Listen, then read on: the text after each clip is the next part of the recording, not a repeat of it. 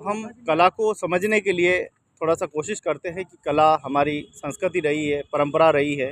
भारतीय मानव विज्ञान सर्वेक्षण पश्चिमी क्षेत्र में आज ये पूरी प्रदर्शनी लगी हुई है, जहाँ कला के हाथों से बनाई हुई कला का यहाँ पे प्रदर्शन हो रहा है। हमें बहुत सारी चीज़ें यहाँ पर सीखने को मिलेगी, क्या कुछ है, क्या इसकी जानकारी। जी भाई साहब बताएं वापस, क्या कुछ है। जय श्री कृष्ण सर। मेरा नाम बालकृष्ण शर्मा है। सुथार और अधिका जागेड़ी भी लगाते हैं।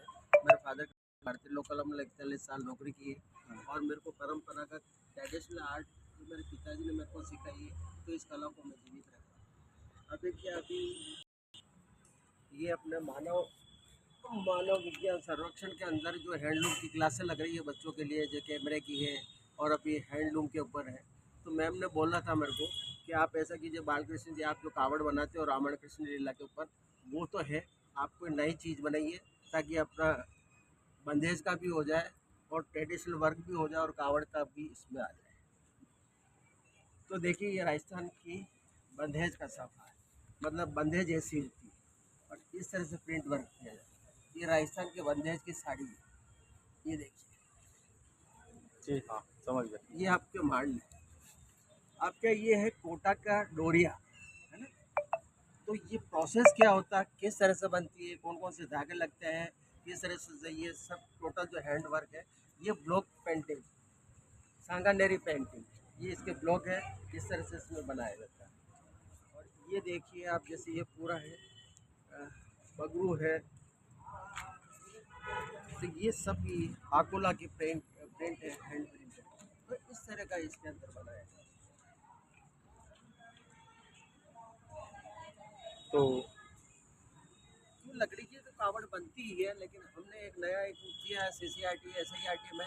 क्या होता है कि टीचर लोग और स्टूडेंट वुडन वर्क नहीं कर पाते हैं, तो इसलिए हमने इसको कावड़ का रूप पेपर के ऊपर ही बना के और बच्चों को सिखाया, ताकि वो टीचर सीखे और आने वाली पीढ़ियों को, बच्चों को कोई स्टोरी बताए और समझाए और सिखाए। खेल खेल में बच्चे सीख जाते हैं। अब मैं आपको एक वुडन वर्क दिखाना चाहता हूँ। जी होल्ड करो। हाँ, हाथ जी में ले लो इसको।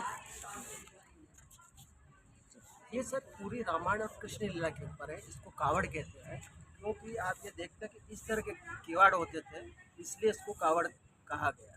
तो इस कावड़ के अंदर पूरी रामायण और कृष्ण लीला है। पूरी लकड़ी की हम बनाते हैं और पेंटिंग वर्क भी हम करते हैं। तो मेरा फादर यही अपना सनातन धर्म जिंदा रहे, उसके उपलक्ष्य में इसका निर्माण किया गया है।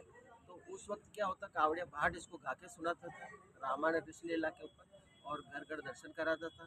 उससे जो पैसा मिलता था गौदान को भी करता था, अपना परिवार चलाता था। अब मैं इसमें बताता हूँ, इस कावड़ के अंदर पूरी रामायण कृष्ण स्टोरी। ये राम सूर्यवंशी था, राम सूर्यवंशी थे, नर और नारायण, जय और विजय। ये सूर्य चंद्रमा सीताहरण किए थे, सब ने झूठे बैर खिलाए थे। ये राम और लक्ष्मण ने शिव जी की स्थापना की थी। और ये विष्णु भगवान, लक्ष्मी जी, गणेश जी की दो पत्नियां दिखती हैं उसकी।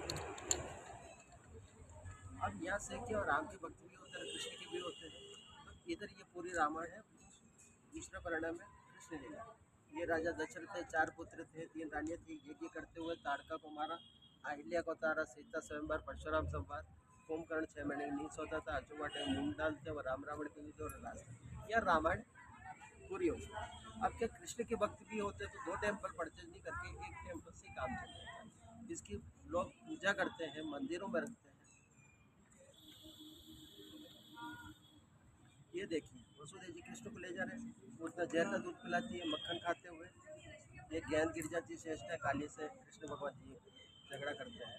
मीरा भी कृष्ण की भक्त थी, राजा भोज ने जहर का प्याला दिया, वो अमृत बन जाता है। 5 पर लोग शिक्षा देते हुए उदयपुर का जगदीश टेम्पल, आगे गंगा लाया था, गोपी का चरण, नरसिंह अवतार, वर्धन पर्वत उठाते हुए इंद्र और अंदर में बाबा रामदेव, शिव पार्वती, कृष्ण सुदामुल्लन, मौर्ध्वज राजा, जैसी करनी वैसी भरनी, और अंदर राम लक्ष्मण सीता की।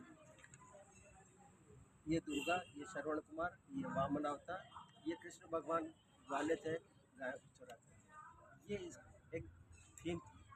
तो हमने कई सब्जेक्ट के ऊपर काम किया।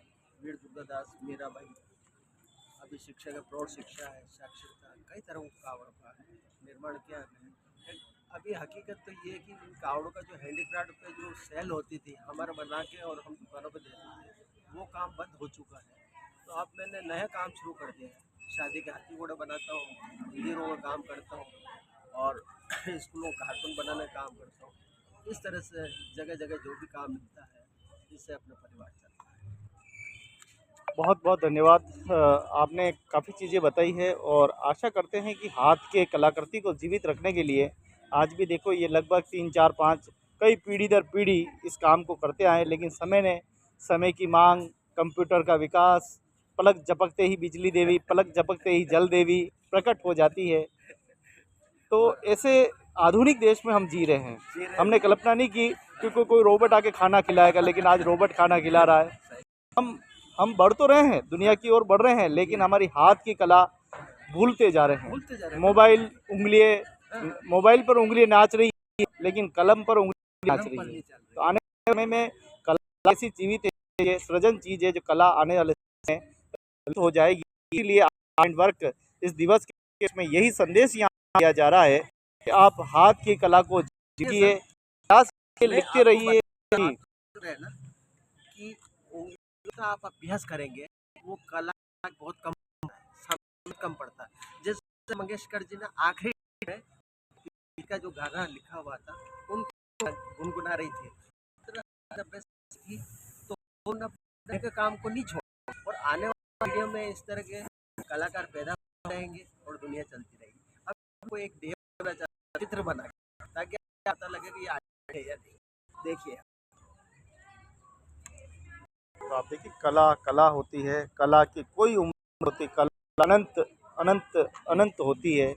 कला के पुरोधा, कला के विशेषज्ञ कला को जीवित रखे हुए हैं, चाहे वह नृत्य कला हो, चाहे वह सामाजिक कला हो, चाहे वह सांस्कृतिक कला हो, साहित्यिक कला हो। कला हर क्षेत्र में आप देखेंगे तो सबसे अग्रणी भूमिका पेंटिंग कला ने अपनी बहुत भूमिका निभाई है।